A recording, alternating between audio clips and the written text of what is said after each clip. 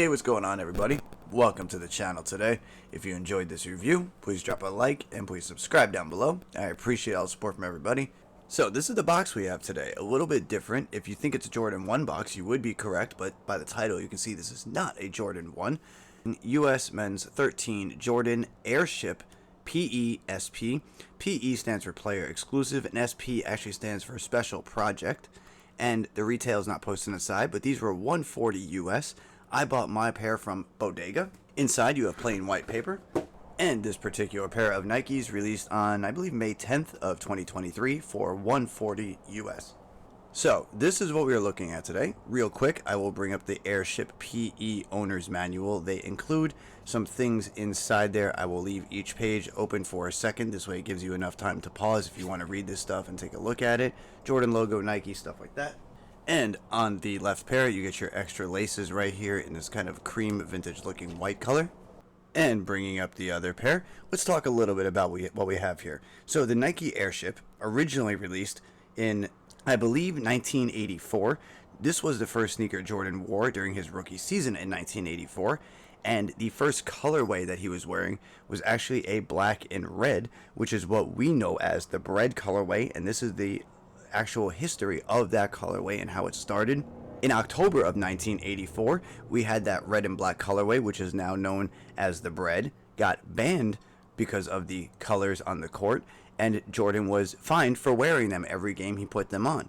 So the banned Jordan 1s is not the Jordan 1 that was banned, it was the Airship, but that's where we got that banned kind of theme from. The bread colorway was featured on the Airship first before the Jordan 1. Just some things to note about history if you're really into sneakers. It's good to know where these things started, to pay a little tribute to them. If you do not buy a pair of these and you're a Jordan 1 fan, or you're just a big Michael Jordan fan, you know, I idolized him as a kid, watched him play growing up.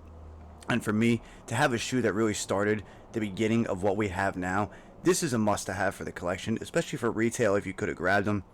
They did release a blue colorway. I will throw that up there. It's kind of like a University Carolina blue with the same color of like a whitish gray mashup. This material quality isn't too bad, but I would give it like a 5. The suede is rough. It feels different. It's kind of hard to describe the material on here, but if I bring it up close enough, you can kind of see it's like a crackled leather, but it feels like almost like a suede. It's really, really hard to describe.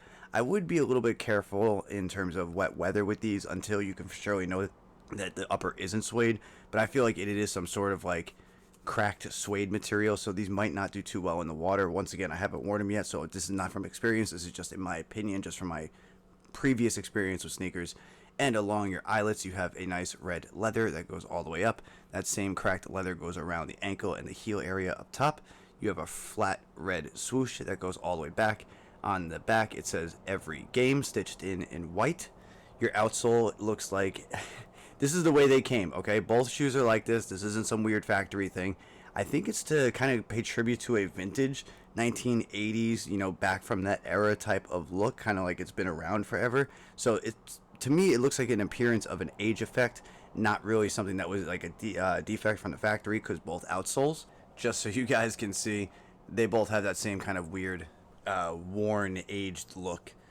And going around to the medial side, you have the same color blocking as the lateral side. The swoosh does cut off by this kind of crackled, you can hear how rough it is, and you can kind of see that little depth and texture to it. So it is an interesting material. You do have a little bit of perforation on the toe box, and you have your standard nylon tongue that goes up.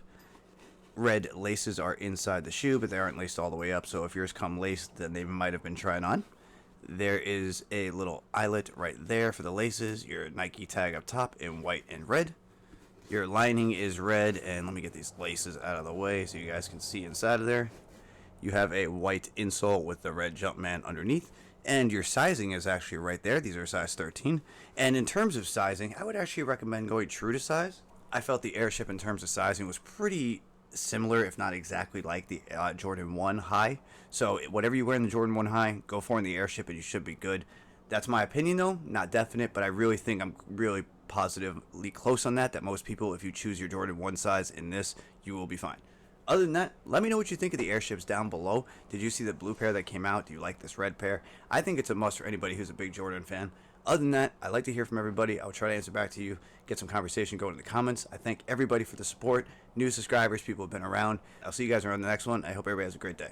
All right,